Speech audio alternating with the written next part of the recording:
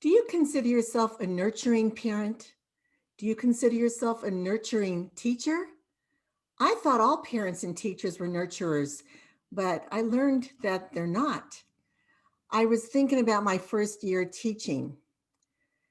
I need to let you know that I used to be a substitute teacher for a whole year before I actually started my first year teaching. So I remember as a substitute teacher, I kind of felt left out of the loop. I wanted a cup of coffee in the morning. There were no mugs for subs.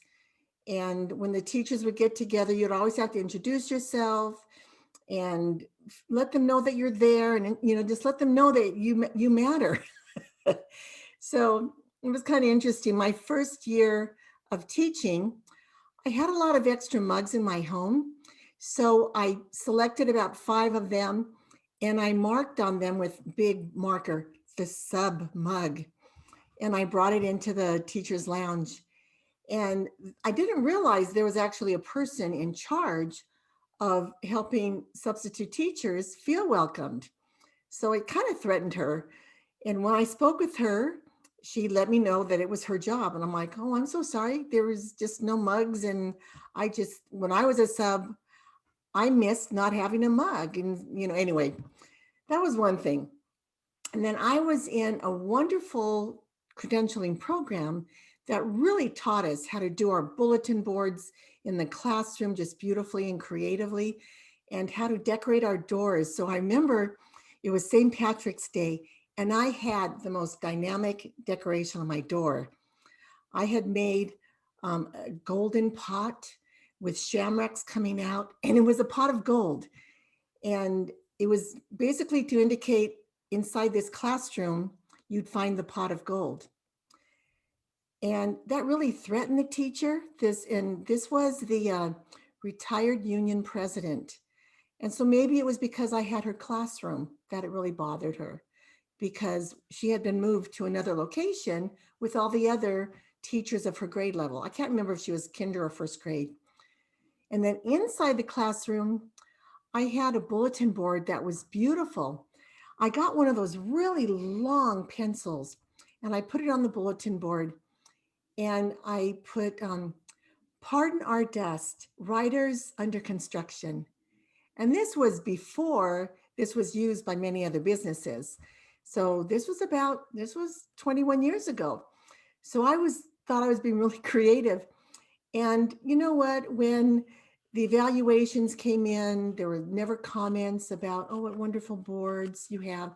The comments came from my mentor from the university I attended, but not from this school. And it was just so sad because the administration was under such pressure, and they were just under the requirements, their own evaluations, that they didn't have that time to be nurturing and just appreciate the first year teacher putting all this time and energy into her bulletin boards. And then also I remember Toys R Us was closing. Imagine 21 years ago, Toys R Us was closing.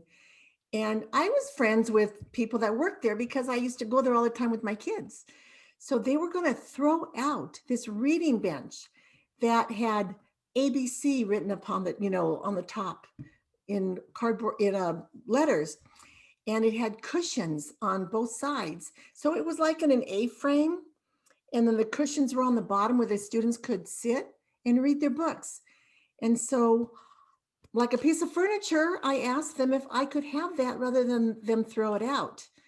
And they said, sure. So I had my husband pick it up, and my husband delivered it to my classroom, just like he would deliver extra furniture in my classroom. But it got people at the school upset because it wasn't an approved piece of furniture that I was moving in.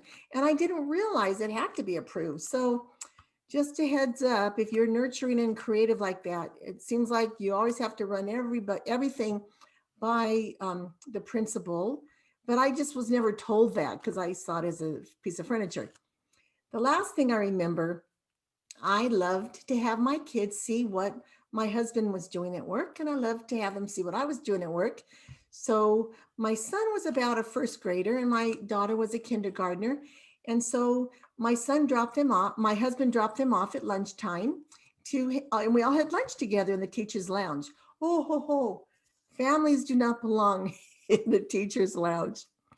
So if you're a veteran teacher, then I totally get it, because I never saw people bring their families to school, to their lunch lounge. But as a first year teacher, there were just a lot of new things I needed to learn. So anyway, I share these stories for you in case you've struggled as a first year teacher.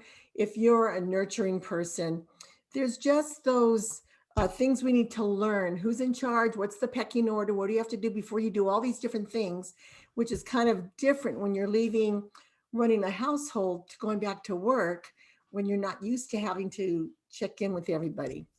So anyway, I share this because in case you are not in the school system anymore, maybe you're a displaced teacher, and maybe you have a private practice. Maybe you are even interested in screening children for dyslexia as an entrepreneur. I'm having a free webinar on February 25th from 2 to 3 o'clock, and I hope you join me.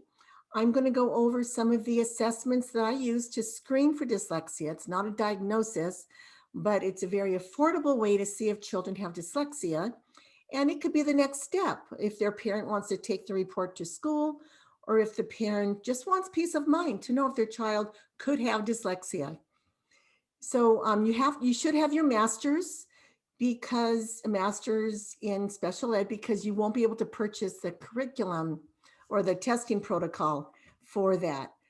So I hope you reach out to me if you're a mastered teacher who may be out of the public school system, maybe even retired.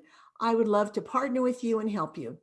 So I'm Dr. Marianne Cintron, founder of Step by Step Dyslexia Solutions. If what I've shared has inspired you, please like this YouTube and share it with someone else, and subscribe to my YouTube channel. That'll help us get the word out. And if you'd like to make a small donation, that would be very appreciated.